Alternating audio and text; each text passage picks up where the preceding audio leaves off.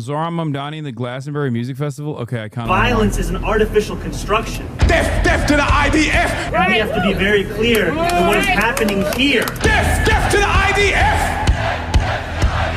These are the people the West has imported and then trained their own children to follow. Good job, West. Dude, it's awesome. Jewish guy doing anti-Jew tropes in an effort to desperately cling on to his racist fan base that left a long time ago because he's Jewish at the behest of Israel. Okay? Oh, we're importing these third worldists. Not me, but these other Jews are importing these third world disgusting barbaric monsters. Like this kind of commentary only appeals to white nationalists who already hate you because you wear a yarmulke, dumbass. Like, what do you mean? West, excellent job. The other big continuing story of politics in the United States, of course, is the impending election of Zahran Mamdani as mayor of New York City. So Zahran Mamdani, he continues to be as radical as it is possible to be. He is sympathetic to jihadism. He is effectively communistic in his approach to the markets. He is, in fact, racist against white people. And there's no other way to read the agenda that he has spelled out publicly. He was asked by CNN, what are your feelings about capitalism? His answer was, I don't like it. Do you like capitalism? No, I have many critiques of capitalism. And I think ultimately the definition for me of why I call myself a democratic socialist is the words of Dr. King decades ago. He said, call it democracy or call it democratic socialism. There must be a better distribution of wealth for all of God's children in this country. And that's what I'm focused on is dignity and taking on income inequality. And for too long, politicians have pretended that we're spectators to that crisis of affordability. We're actually actors, and we have the choice to exacerbate it, like Mayor Adams has done, or to respond to it and resolve it, like I'm planning to do.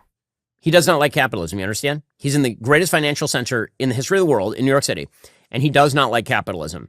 That would seem to be a bit of a warning flag, you might think, especially given the fact he's a career useless person. He's a 33-year-old who's never held a solid job a day in his life until he's going to become mayor of... What solid job have you held? You're a failed movie writer, dude. The biggest city in the country and a financial center of the West. He grew up in the home of a radical anti-colonialist, in scare quotes, professor at Columbia University who's sympathetic to every form of radicalism, and an Indian American mother who made radical left-wing films in Hollywood. That is yeah, something you failed to do, by the way, which is make any movies in Hollywood, which is why you then started your own company to make movies, and you failed again. I don't really care about the Zahran shit. I want to see the death to the IDF. I want to see him mauled. I just wanted to watch him mauled over the death to the IDF shit. Glastonbury is apparently a giant music festival that happens in the UK, broadcast on the BBC. And at this gigantic music festival in Glastonbury, there was a person that I had never heard of, who you also probably have never heard of, calls himself Bob Villain, right, as opposed to Bob Dylan. And this person got up in advance of a band called Kneecap, which has, of course, gone out and campaigned against Israel and talked about how evil Israel is. And he decided that he was just going to call for the death of IDF soldiers, and also he was going to shout about... I love these kinds of videos, and it's because they're literally just like crying about how much everybody hates Israel. Okay?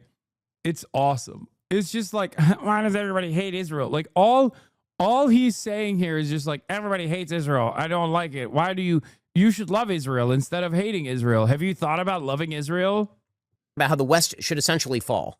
Here's what he had to say, shouting at a gigantic crowd of people flying flags for Palestinians, terrorist groups. And yeah, I don't think you'd give a fuck if they were flying Israeli flags, right? You love that shit. So, you know, spare me. All the rest. These are the people the West has imported and then trained their own children to follow. Good job, West. Excellent job. We've done it all right? From working in bars to working for Zionists. And if we can do this, I promise you, lot, you can do absolutely anything that you put your mind to. I'm telling you this. Free, free! Free, free! Free, free! All right, but have you heard this one, though? Death to the IDF! Death to the IDF! Death to the IDF! This was broadcast on the BBC. Death to the IDF! Dude, there are tens of thousands of people in the crowd, and they're cheering death to the IDF, which of course I would never. I condom. I condom. Disavow. I mean, come on. Oh, I condom so hard. Did you notice Ben saying Bob Vila was imported? Just clear great replacement dog whistle while pretending to speak out against anti-Semitism? No, yeah, I did. That was the first thing I noticed, which is why I laughed. He's like, he's doing the Jews did great replacement in our beautiful Western civilization while simultaneously defending Israel. Like, who is this for? You're just...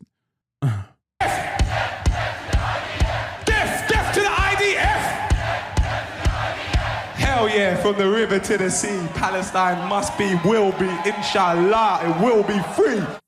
So just going to point out, Hamas is not going to attack that music festival, not like the Nova Music Festival, because all of the Hamas... Yeah, because it's not slammed next to a open-air prison as a part of an ongoing apartheid system that is being propped up. It's because it's in England and not in... or it's in the UK and not in... Israel, okay? Stands are in the crowd at this one. Maybe Hamas is attending. They found some of their favorite bands. This was broadcast in living color on the BBC. By the way, it wasn't just that this human piece of dreck suggested death to the IDF. He also ran around the stage shouting, quote, "I heard you want your country back. Shut the up." Heard you want your country back. Ha! Shut up. Heard you want your country back. You can't have that. Heard you want your country back. This part was the best. Like, watching white ladies. You can't have that. Heard you want your like, I did not understand. I did not understand what the UK was about. This dramatically changed my opinion. Okay? Like, that's awesome. Like, never in my life would I have thought a British Barbara like with a sunflower hat like this would be like, yeah, heard you want your country back, yeah, in it, shut the up in it. Love that. Okay, that's what he said on the stage there. So first of all, great ad for Nigel Farage's Reform Party, which says, get all of these people out of our country. Great ad for them. But this is indicative of a rise in not only, it's all the things. It is hatred for the West. It is hatred for the civilization that has granted them all of their power, all of their economic might, all of their privileges, all of their free speech. He just straight up, he's saying like black people should be grateful. Like, that's what he's saying. He's like, know your place, black person.